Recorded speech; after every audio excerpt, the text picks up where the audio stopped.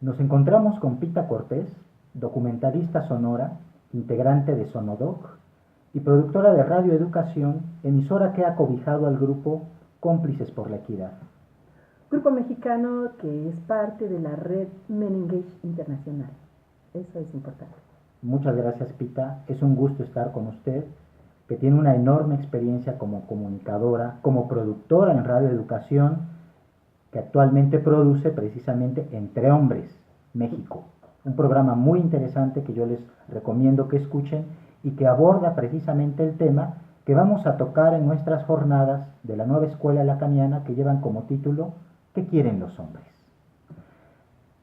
Partiendo precisamente de esta pregunta, mi estimada Pita, yo quisiera preguntarle, desde su perspectiva, ¿qué lectura hace de la masculinidad, de la manera en la que los hombres nos proyectamos, nos vivimos el día de hoy?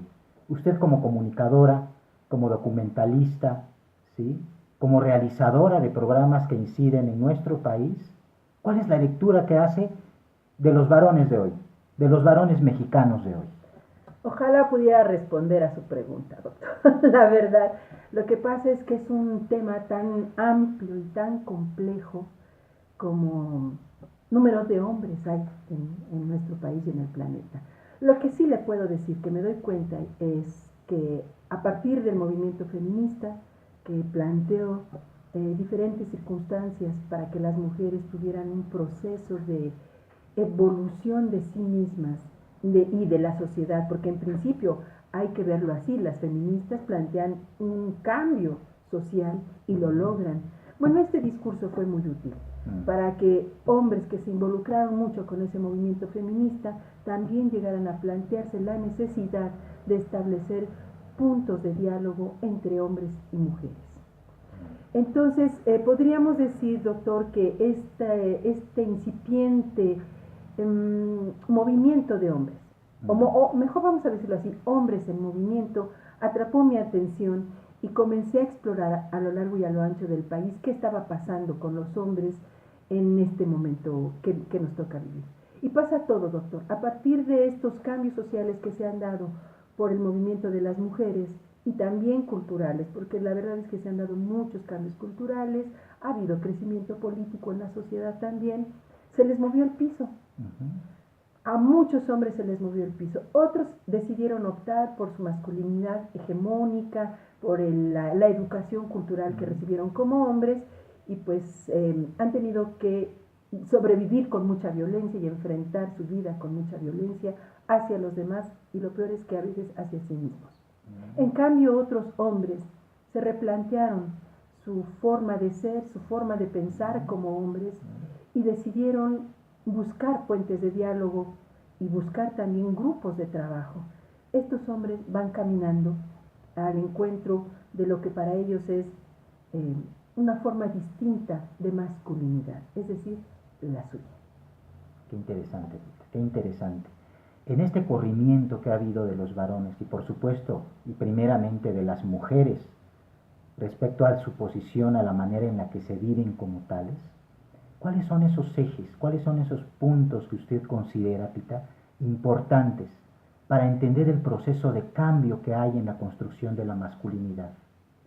Hay dos elementos que me parecen fundamentales como comunicadora, evidentemente. Yo no podría hablarle como un investigador o un académico, digamos, de los temas de género, pero como comunicadora yo le puedo decir que un factor importantísimo es la educación, y quisiera que en este sentido le diéramos a la palabra todo su peso y no solamente pensáramos en las puertas de una escuela, sino que pensáramos en esta formación que tienen los seres humanos desde la cuna al proceso también de socialización poco a poco, y después a su propio descubrimiento como personas, como seres humanos, y el lenguaje. El lenguaje es parte de esta educación. El lenguaje que hemos venido utilizando en los medios de comunicación, y permítame que me enfoque a esta área porque es la mía. Hay una forma de tratar este tema de los hombres en los medios de comunicación que es hasta ridícula. Lo siguen caricaturizando y lo siguen enmarcando como el macho, como el animal, cuando en realidad sí ha habido avances en los procesos de reflexión de muchos hombres, y por eso le digo, si todavía no podemos hablar de un movimiento de hombres, sí podríamos decir que hay hombres en movimiento que hoy se dan cuenta de todo esto. Y no son investigadores. En algún momento le platicaba de unos hombres que participan en jornadas del Politécnico de Paternidades, y son hombres que descubrieron en esas jornadas y en esos trabajos como padres una identidad propia. Ya no hablan de masculinidades en general. Hay alguno de ellos que se atreve a decir, masculinidad es para mí esto. Y él es un hombre conciliador, un hombre que habla con su pareja, un hombre que no tiene que confrontarse con nadie para llevar a cabo una armonía en el hogar, que la mujer no tiene tareas asignadas ni él. Son cómplices, dialogan y son un equipo que trabaja por sacar adelante ese hogar. Puse este pequeño ejemplo de hombres que van encontrando su propia manera de desarrollar su vida. Yo creo que esa es la aspiración, doctor. Hace un momento platicábamos precisamente sobre este punto y que yo le comentaba precisamente a Pita Cortés cómo se articula esto que nos acaba de decir con la perspectiva del psicoanálisis, en donde cada sujeto elige con los recursos que tiene la manera en la que construye su propia masculinidad, su propia subjetividad. Ahora bien, Pita, en esto que nos menciona respecto a lo que están haciendo los medios masivos de comunicación, esta ridiculización de la masculinidad, este menosprecio de alguna manera por lo varonil, este predominio y fascinación por lo femenino, desde su perspectiva, Pita, ¿cuáles han sido las consecuencias, ¿sí? En nuestro país, en la construcción precisamente de una sociedad que, como lo decía usted muy bien al principio, atraviesa momentos muy difíciles actualmente? En realidad es complejo planteárselo así. Yo preferiría decirle que ha habido, como ocurre en todos los movimientos, desviaciones en la interpretación de, vamos a hablar en general, del ser social, ¿sí? Y si a mí me toca esto y solamente se puede hacer así. Yo creo que lo más importante aquí es que dejemos de hablar de víctimas y victimarios, aunque los hay. Nada más que no siempre la víctima está del lado femenino y no siempre el victimario está del lado masculino. Vamos a plantearlo así, ¿le parece?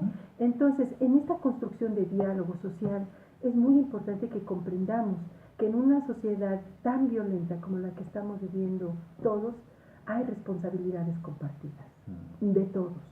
Y por eso es muy importante, le decía yo hace rato, la realización que empieza a sentir uno cuando descubre el pequeñito papel que le toca desempeñar en este trabajo de construcción social.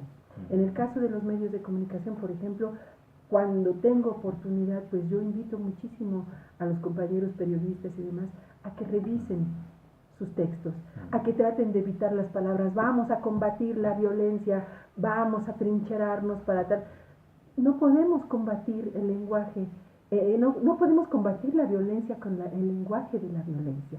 Tenemos que revisar todos los días este lenguaje que ya tiene muchos años usándose, que cumplió quizás su función en algún momento de estos 40, 50 años donde hemos tratado de cambiar justamente las reglas del juego, pero que no más porque este lenguaje se traduce efectivamente en violencia física y real. Hay un filósofo que yo admiro muchísimo, mexicano, Juan Guillermo Figueroa, que dice que lo que no se nombra no existe.